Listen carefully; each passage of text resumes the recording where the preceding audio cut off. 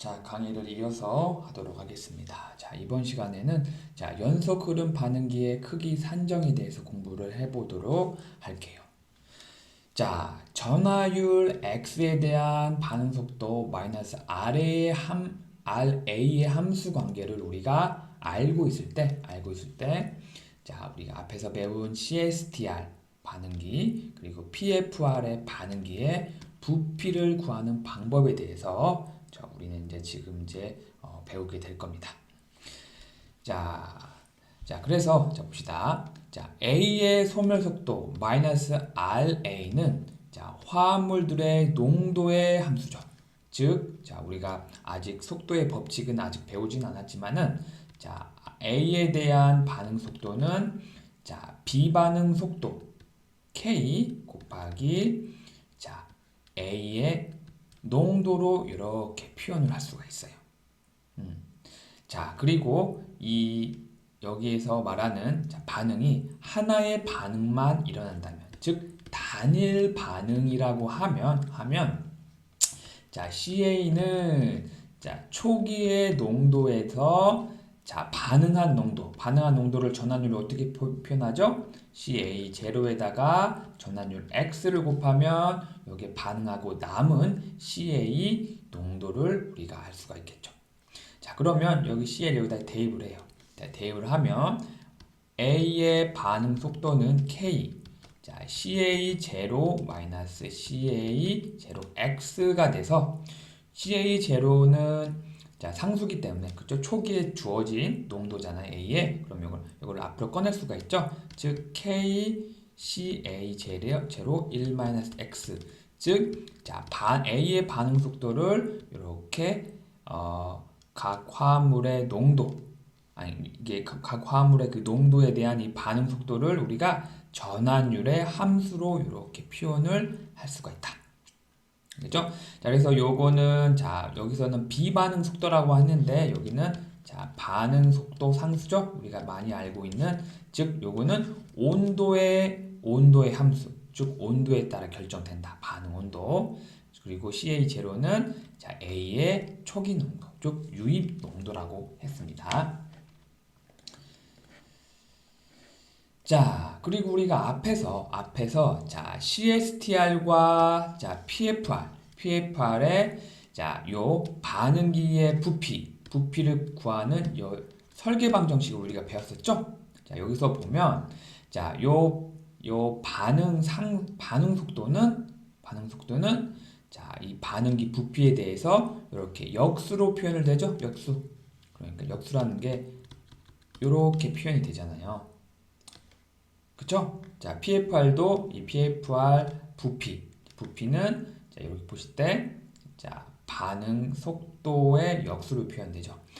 반응 속도의 역수로 표현된다는 게 이거잖아요. CSTR이 마이너스 RA가 부피로 가 있죠? 그쵸? 마이너스 RA가 분모로 가 있잖아요. 그러면 마이너스 RA분의 1, 즉 반응기의 부피는 반응 속도의 역수에 비례하잖아요. 그쵸? 여기 또 CSTR. 그죠? 그리고 PFR에도 이 반응기의 부피도 보면 반응 속도 상수의 역수에 비례하잖아요.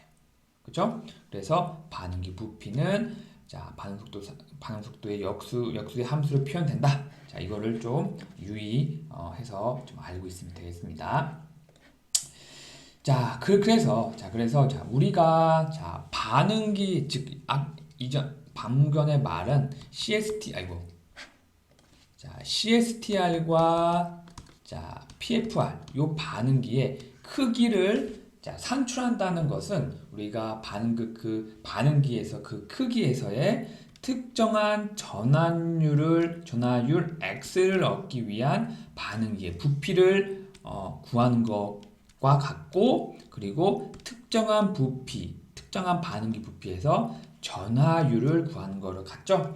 즉 반응기의 부피를 구하는 거는 전환율 X를 구하는 것과 같다. 그렇죠? 그래서 우리가 앞에서 요 식을 유도를 했었죠? 반응 속도는 A의 농도와 그 다음에 전환율로 표현을 된다고 했죠? 그래서 우리가 앞에서 그 반응기 부피의 설계 방정식에서 그 반응기 부피를 구할 때는 자, 반응 속도 역수에 비례하기 때문에 요거를 역수를 취해요. 역수.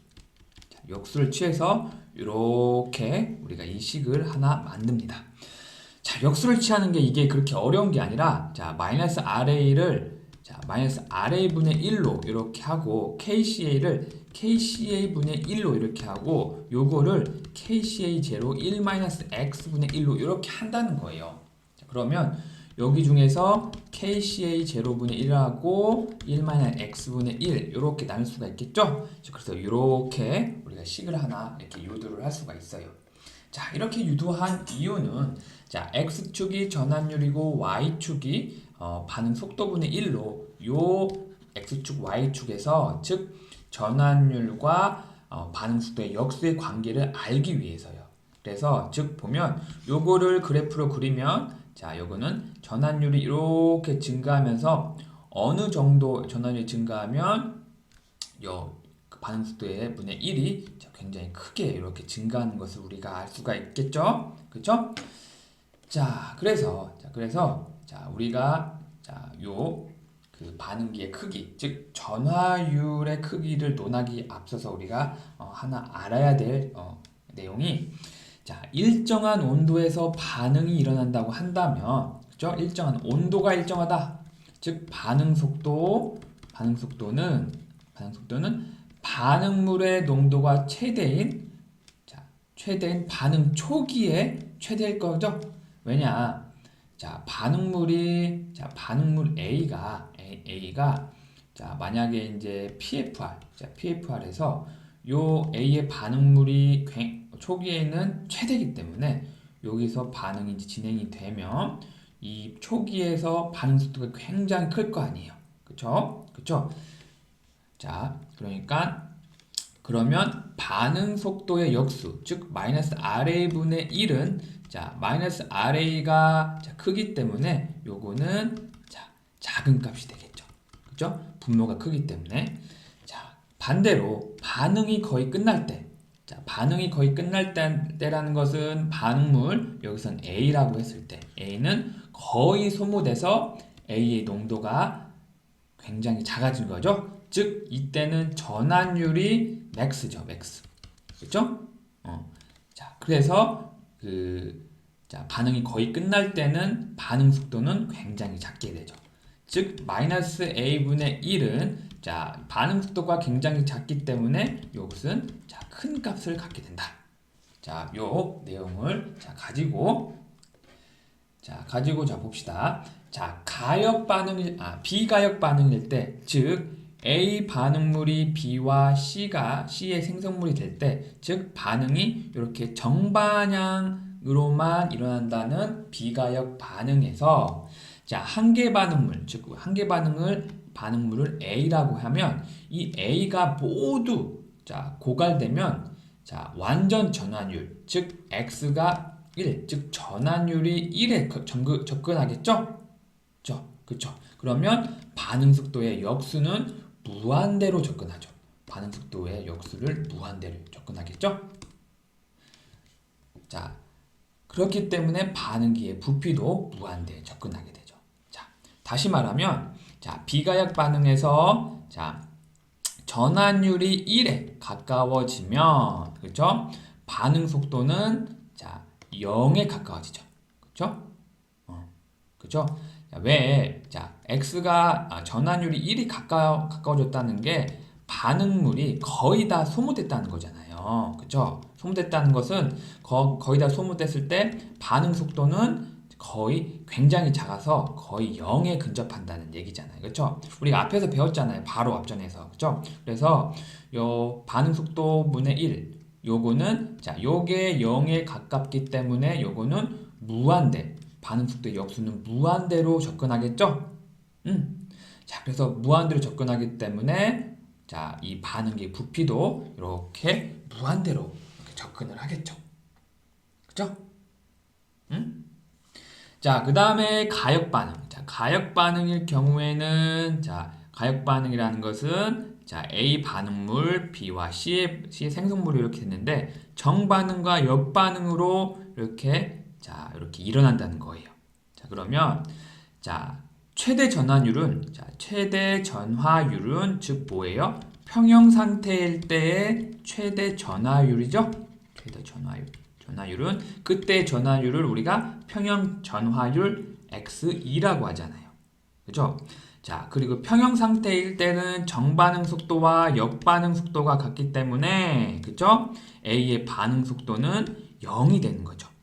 그쵸? 자, 그래서 자, 최대 전화율, 즉 x는 자, 평행에서의 전환율이 될 거고 그때의 반응 속도는 0에 가깝게 될 거다. 즉, 자, 반응 속도분의 1은 자, 요게 0에 가깝기 때문에 요거는 자, 무한대로 가까워져서 자, 반응기의 부피는 자, 이렇게 무한대로 접근하게 된다. 자, 그러므로 자, 우리가 비가역이나 가역 반응에서 자, 비가역일 경우에는 자, 전환율이 1로 도달하기 위해서는 반응기 부피가 무한대로 굉장히 큰 반응기 부피가 필요하다는 얘기고 자, 가역 반응일 때도 자, 최대 전환율이 x2라고 있잖아요. 그렇죠? 그때 x2를 도달하기 위해서 자, 무한히 큰 반응기 부피가 필요하다. 자, 이렇게 알고 있으면 되겠습니다. 자, 잠깐 끊고 가도록 할게요.